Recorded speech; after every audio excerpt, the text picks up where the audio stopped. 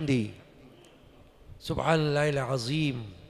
حاضرین کرام، قرآن مجید کے 70ویں پارے سورۃ الحج کی آیت نمبر 32 اور 33 کی تلاوت کا شرف اس فقیر گناہگار نے اس وقت حاصل کیا۔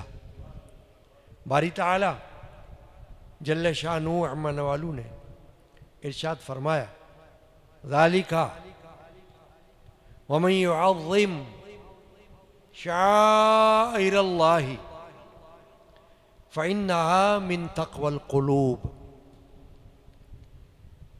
بات یہ ہے،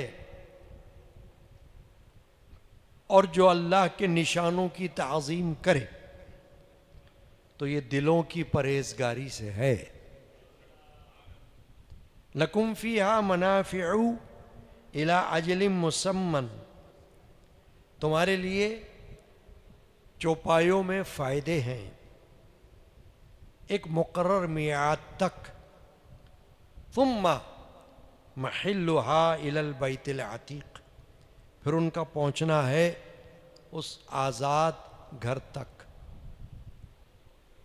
یہ دو آیات کریمہ کی تلاوت اور ترجمہ آپ نے سماعت کیا۔ آج کے جمعہ کا موضوع ہے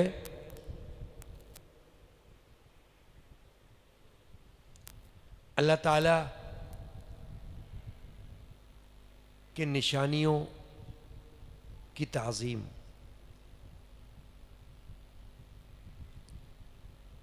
اور یہ بھی ہے کہ قربانی کے جانور اللہ کی نشانیاں ہیں، کیونکہ یہی ذکر اس آیت شریفہ میں اللہ نے فرمایا۔ اور گزشتہ جمعوں سے قربانی کے موضوع پر بیانات کا سلسلہ جاری ہے۔ ہر جمعہ آپ سن رہے ہیں قربانی کے جانوروں کے مسائل و فضائل اور احکام۔ تو آج کے جمعہ میں بھی اسی پر گفتگو مقصود ہے، اور یہ وقت جس میں آپ یہاں بیٹھے ہیں، اور الحمدللہ کہ آپ وقت پر تشریف لے آئے ہیں، یہ بھی اجر و ثواب کی بات ہے۔ تو جس وقت میں آپ یہاں بیٹھے ہیں یہ حصول علم کا وقت ہے، علم حاصل کرنے کا، اور علم کی فضیلت یہ الگ موضوع ہے، انشاءاللہ کبھی اس پر بھی بیان ہوگا۔ فرمایا اللہ نے ذالک، بات یہ ہے کیونکہ اس آیت سے قبل بھی قربانی کا ذکر چل رہا تھا، تو اللہ تعالیٰ نے یہاں فرمایا ذالک، کہ اور آگے بات یہ ہے، یعنی مزید بات یوں ہے، وَمَن يُعَظِّمْ شَعَائِرَ اللَّهِ، جو اللہ کے نشانیوں کا ادب کرے۔ بڑی اہم بات ہے یہ، شعائر اللہ فرمایا اللہ نے۔ شعیرہ کی جمع ہے، شعیرہ کہتے ہیں علامت، نشانی، ایک ہو تو اگر، یہاں اللہ نے فرمایا شعائر، نشانیاں۔ وَمَن يُعَظِّمْ، جو بندہ ادب کرے، تعظیم کرے اللہ کے نشانوں کی، اس میں اشارہ قربانی کے جانوروں کی طرف ہے۔ اس کو اللہ نے کیا فرمایا؟ اللہ کی نشانیاں۔ اللہ کی نشانیوں کا مطلب یہ ہوتا ہے کہ ہر وہ چیز، ہر وہ بات جس سے اللہ کی معرفت حاصل ہو اور اللہ کا خیال آ جائے، اللہ کی نشانی، اللہ تعالیٰ کی یاد آئے، اللہ کی طرف دھیان چلا جائے، وہ ہے شاعر اللہ میں سے، اللہ کی نشانیوں میں سے۔ اور وہ مختلف باتیں ہیں، کوئی ایک چیز نہیں ہے اللہ کی نشانی.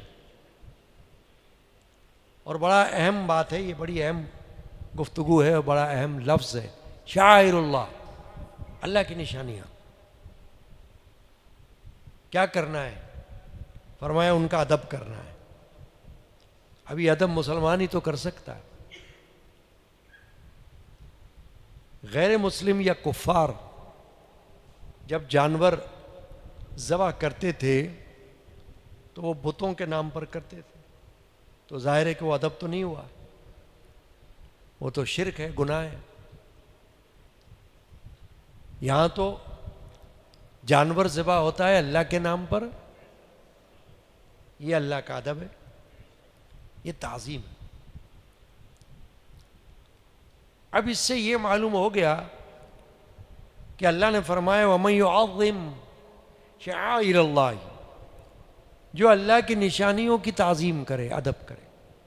تعظیم اور عبادت دو الگ چیزیں ہیں. نشانیوں کی عبادت نہیں ہوتی، نشانیوں کا ادب ہوتا ہے. عبادت تو صرف اللہ کی ہوتی ہے. یہ فرق ذہن میں رکھنا ہے. عبادت صرف اللہ وحدہ لا شریک کی ہے مسلمان مومن کے لیے. ہاں، اب جو اللہ کے نام سے جڑی ہوئی چیزیں ہوں ان کو فرمایا اللہ نے یہ ہماری نشانیاں ہیں. اب نشانیوں کی عبادت نہیں، اللہ نے فرمایا ان کا ادب کرو. اس سے یہ بھی معلوم ہو گیا کہ ادب عبادت نہیں ہے، کہ اگر کوئی ادب کرے، تعظیم کرے تو کوئی یہ نہیں کہہ سکتا یہ تو شرک ہے، اگر وہ شرع کے دائرے کے اندر ہے. تعظیم بھی اگر شرع کے دائرے سے باہر ہو جائے گی تو شرک ہو جائے گا.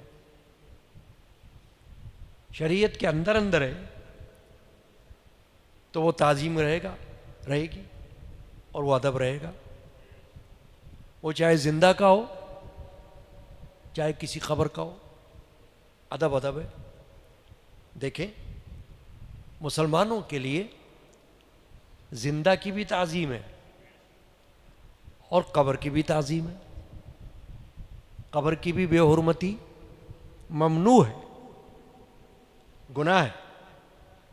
مسلمان کے قبر کی بے حرمتی منع ہے، حرام ہے، اس کا بھی ایک ادب ہے. تو ادب کا جہاں تک تعلق ہے وہ عبادت نہیں ہے، وہ تعظیم ہے.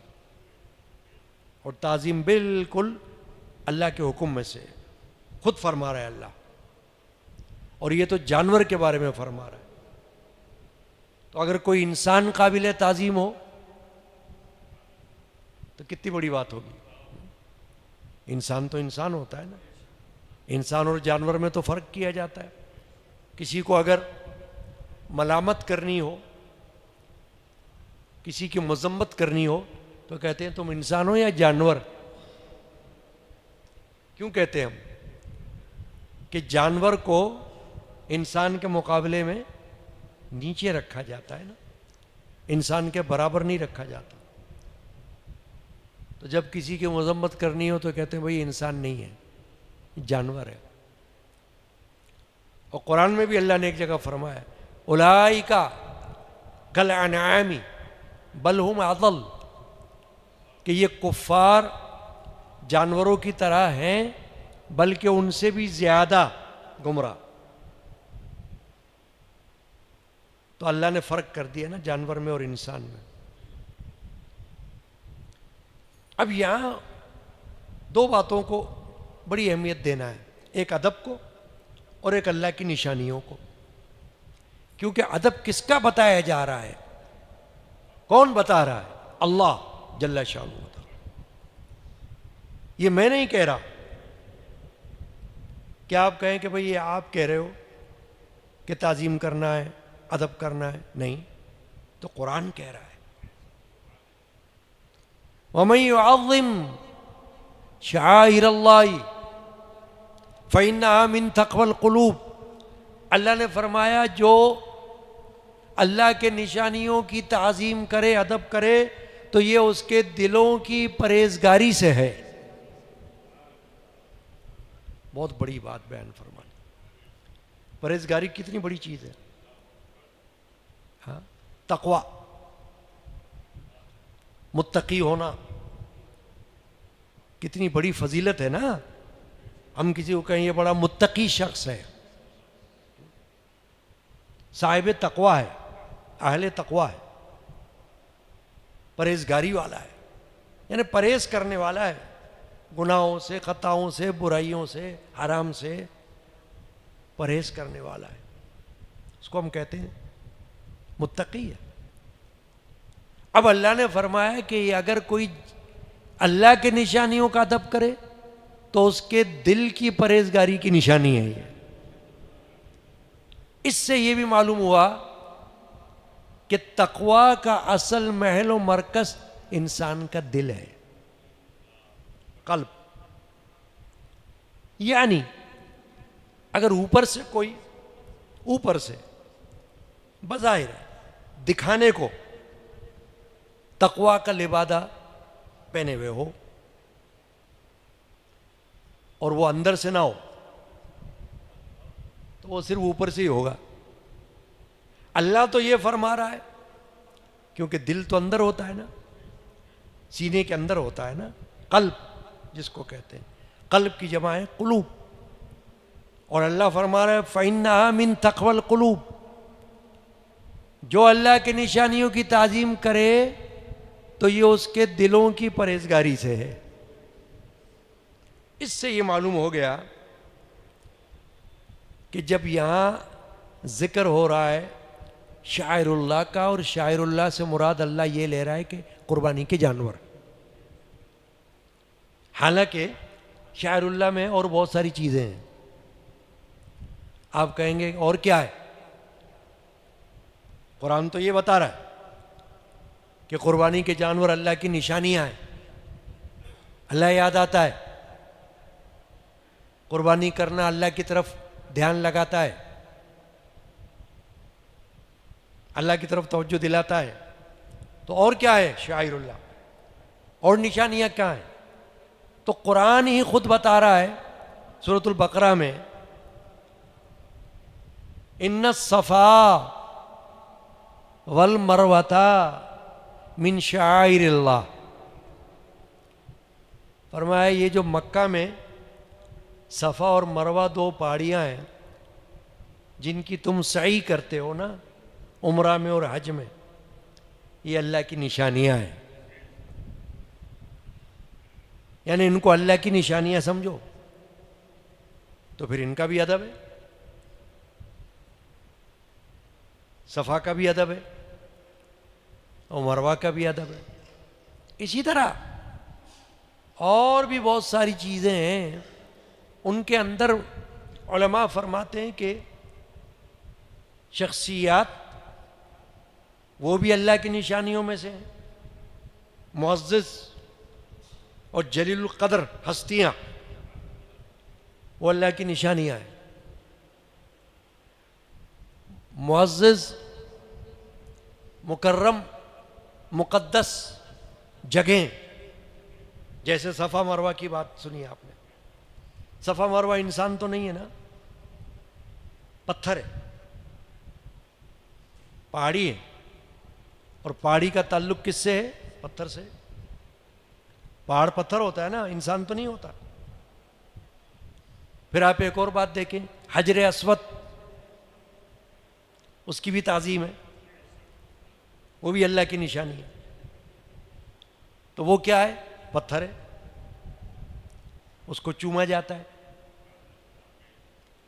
ہم تو آج چومتے ہیں، اور ہم سے پہلے اللہ کے رسول نے چوما صلی اللہ علیہ وسلم نے، تو ہم تو ان کی اتباع میں چومتے ہیں نا، رسول اللہ نے چوما تو ہم بھی جاتے ہیں تو حجر اسود کو چومنے کی کوشش کرتے ہیں، مسنون عمل ہے، سنت ہے یہ، تو اس کا بھی ادب ہے نا۔ اور حدیث پاک میں تو اللہ کے رسول صلی اللہ علیہ وسلم نے فرمایا کہ یہ حجر اسود قیامت میں اللہ تعالیٰ اس کو آنکھیں بھی دے گا اور زبان بھی دے گا. یہ کہے گا یا اللہ یہ میرا چومنے والا ہے, اس نے میری تعظیم کی تھی, اس نے میرا ادب کیا تھا. حجر اسود گواہی دے گا. تو حجر اسود کی بھی تعظیم ہے. اب یہاں جو بات آئی ہے قربانی کے حوالے سے آئی ہے, اور قربانی کے جانور جو حج میں بھیجے جاتے تھے ہدی کے طور پر, ان کے بارے میں آیا, تو وہ بھی قربانی کے جانور ہیں. اور جو یہاں آپ عید الاضحیٰ میں قربانی کرتے ہو یہ بھی قربانی کے جانور ہیں. اور دونوں کی بنیاد تو ایک ہی ہے, وہ بھی اللہ کی راہ میں, یہ بھی اللہ کی راہ میں. ان پر بھی چھری پھیرتے ہوئے اللہ کا نام پکارا جاتا ہے, ان پر بھی چھری پھیرتے وقت اللہ کا نام پکارا جاتا ہے. اور ہر جانور جس کو مسلمان ذبح کرے گا وہ تو اللہ ہی کا نام پکارے گا نا, چاہے اس کی نسبت جانور کی کچھ بھی ہو, کچھ بھی نام لگا ہوا ہو, مگر جب وہ چھری پھیرے گا تو اللہ کا نام پکارے گا, وہ حلال ہو جائے گا. تو یہ جو جانور ہیں ان کے لیے اللہ تعالیٰ نے اتنی بڑی شان بیان فرما دی اپنی کتاب مقدس قرآن مجید میں. وَمَن يُعَظِّمْ شَعَائِرَ اللَّهِ, ہر اس شخص کی شان اللہ نے بلند کر دی جو اللہ کی نشانی کی تعظیم کرے. یعنی وہ خود بلند ہے جو اللہ کی نشانی کا ادب کرتا ہے, اس کی بھی شان ہو گئی. اب قربانی کے جانور کا ادب کیا ہوگا بتاؤ آپ؟ پوجا تو نہیں ہو سکتی نا اس کی معاذ اللہ. بھائی جانور کی پوجا تو ہندو کرتے ہیں, ان کے لیے گائے وہ بڑی مقدس ہے. مسلمان کے لیے قربانی کے جانور اللہ نے فرمایا ادب ہے, اس میں ان کی تعظیم ہے, عبادت نہیں ہے, پوجا نہیں ہے. کیا ہے؟ ان کا ادب کرنا ہے. یعنی اس کو بے ادبی کے طور پر ہاتھ نہیں لگانا, ادب رکھنا ہے اس کا. اس کے ادب کے اندر بہت ساری باتیں آ جاتی ہیں, اس کا خیال, اس کا کھانے پینے کا خیال, اس کی صفائی ستھرائی کا خیال. جب تک کہ وہ قربان نہ ہو جائے اللہ کی راہ میں, جب تک وہ تمہارے ہاتھوں میں ہے, اس کو ادب کے نظر سے دیکھنا. اسی لیے بعض افراد اور بعض بزرگ بھی ایسے گزرے ہیں جنہوں نے جب جانور پالا تو بڑے محبت سے پالا کہ یہ قربانی کا جانور ہے. اس کا خیال رکھا, اس کو گھمایا پھرایا, اس پر ہاتھ پھیرا, صفائی کی, یہ نہلایا دھلایا. نبی پاک صلی اللہ علیہ وسلم کے زمانے میں جو جانور منا میں بھیجے جاتے تھے ان کو ہدی کے جانور کہا جاتا تھا, ان کو سجا کے بھیجا جاتا تھا. احادیث موجود ہے اس میں, حدیث پاک. نبی پاک صلی اللہ علیہ وسلم نے اونٹ بھیجے ہدی کے, اس میں سے ایک اونٹ ابو جہل کا بھی تھا جو حضور نے اس سے لیا ہوا تھا, اور اس میں جو نکیل تھی وہ سونے کی تھی. اونٹ کی ناک میں نکیل سونے کی تھی. تو سجایا جاتا تھا ان کو, ہدی کے جانوروں کو. گویا اس کو سمجھا جاتا تھا کہ یہ ان کا ادب ہے, یہ ان کی تعظیم ہے. شریعت نے منع نہیں کیا کہ اپنے حد میں رہتے ہوئے ان کی تعظیم کرو. تو ان کا خیال رکھنا جانوروں کا, ان کے کوئی ایسے نام نہ رکھنا جن ناموں کو سن کر کوئی بری بات ذہن میں آ جائے. بعض لوگ جانوروں کے نام رکھتے ہیں نا, قربانی کے جانوروں کے بھی نام رکھتے ہیں لوگ, تو نام رکھتے وقت یہ نہیں سوچتے کہ اس نام کو لیتے ہوئے کس کا خیال آئے گا؟ کسی برے آدمی کا خیال آئے گا یا بری عورت کا خیال آئے گا؟ بس وہ نام رکھ دیتے ہیں. تو کوئی ایسا نام نہ رکھیں کہ جس نام کو لیتے ہوئے آپ کا ذہن ادھر جائے، یہ گناہ ہو جائے گا. تو ان کی تعظیم ہے جانوروں کی. اب وہ قربانی کے جانور جو ہیں وہ مخصوص ہوتے ہیں.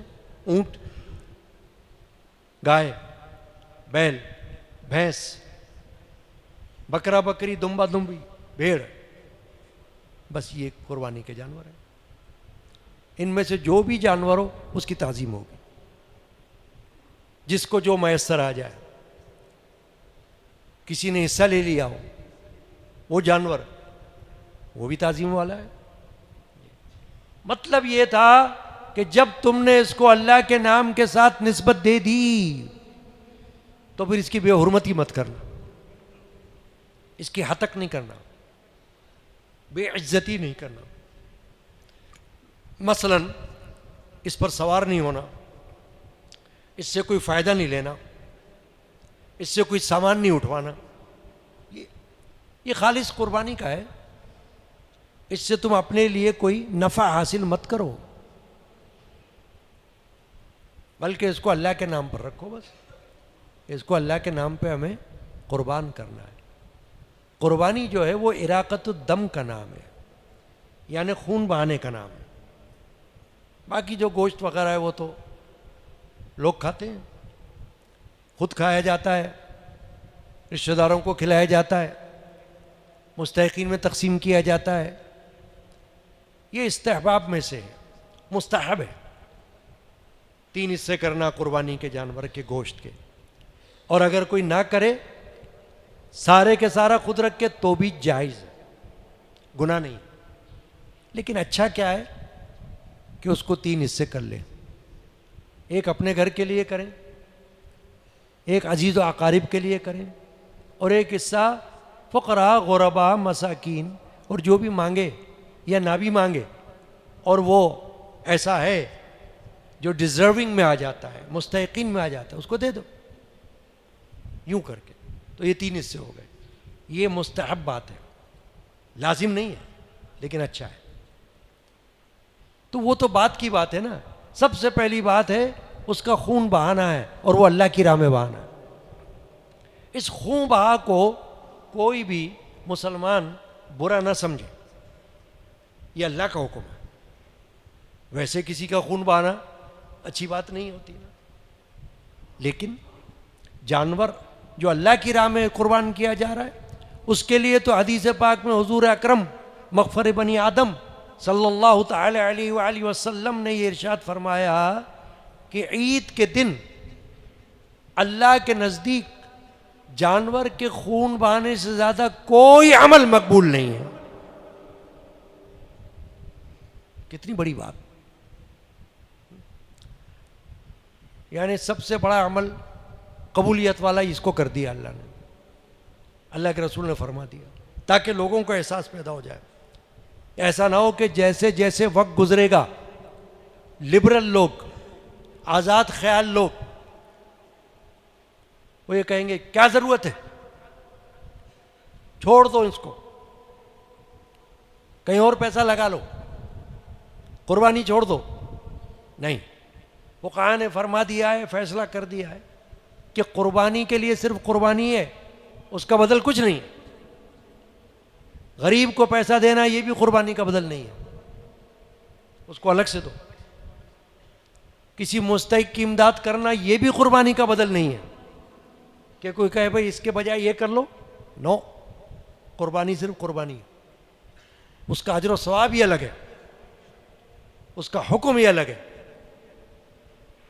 اور اس کا نتیجہ بھی بالکل الگ ہے.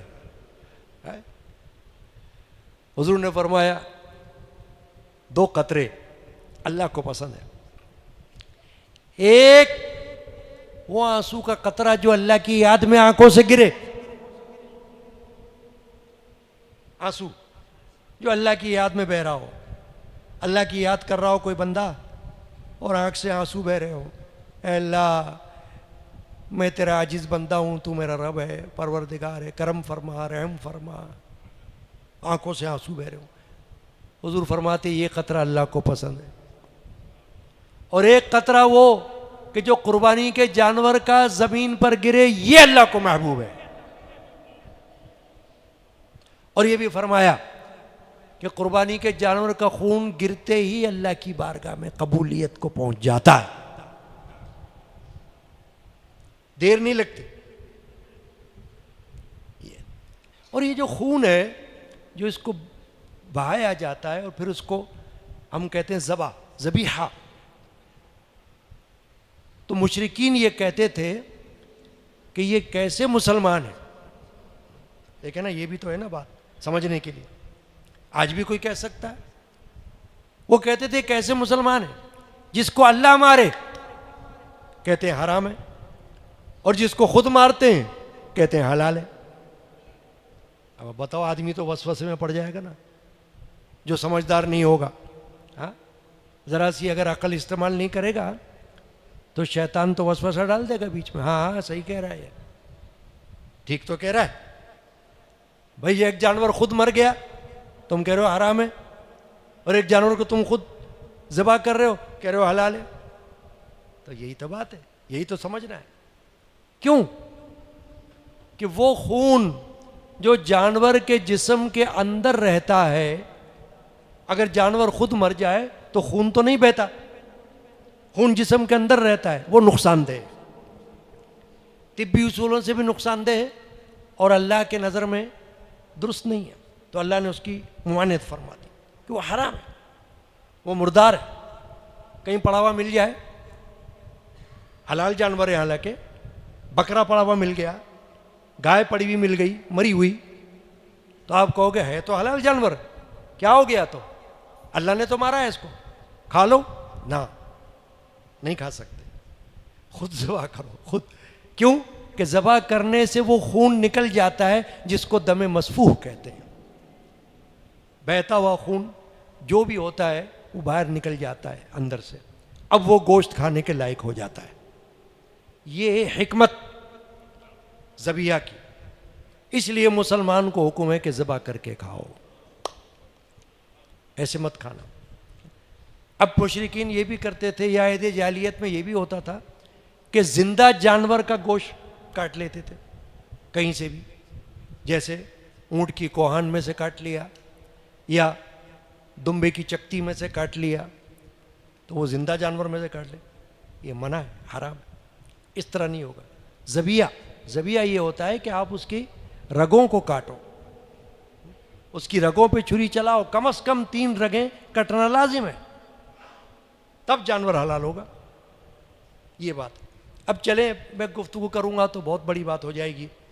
وَمَن يُعَظِّمْ شَعَائِرَ اللَّهِ فَإِنَّهَا مِن تَقْوَى الْقُلُوبِ، فرماتے اللہ کہ یہ جو جانور ہیں قربانی کے، یہ اللہ کی نشانیاں ہیں، اور ان کا جو ادب ہے، ان کی جو تعظیم ہے، وہ دلوں کے پرہیزگاری کی نشانی۔ جانور خود اللہ کی نشانی، اور قربانی کے جانور کا ادب اور تعظیم، یہ تعظیم کرنے والے کے دل کی پرہیزگاری کی نشانی۔ اللہ اکبر، کتنی بڑی بات کہ یعنی اس کو تم سرٹیفکیٹ دے دو، اللہ دے رہا ہے یہ سرٹیفکیٹ۔ بھائی لوگ کہتے ہیں نا ہمیں کوئی سرٹیفکیٹ کی ضرورت نہیں ہے، یہ سرٹیفکیٹ تو اللہ دے رہا ہے، اللہ دے رہا ہے۔ کیا دے رہا ہے؟ فَإِنَّهَا مِن تَقْوَى الْقُلُوبِ، فرما رہا ہے یہ دلوں کے پرہیزگاری کی نشانی ہے کہ جو قربانی کے جانور کا ادب کرے، بے ادبی نہ کرے، اس کی تعظیم کرے۔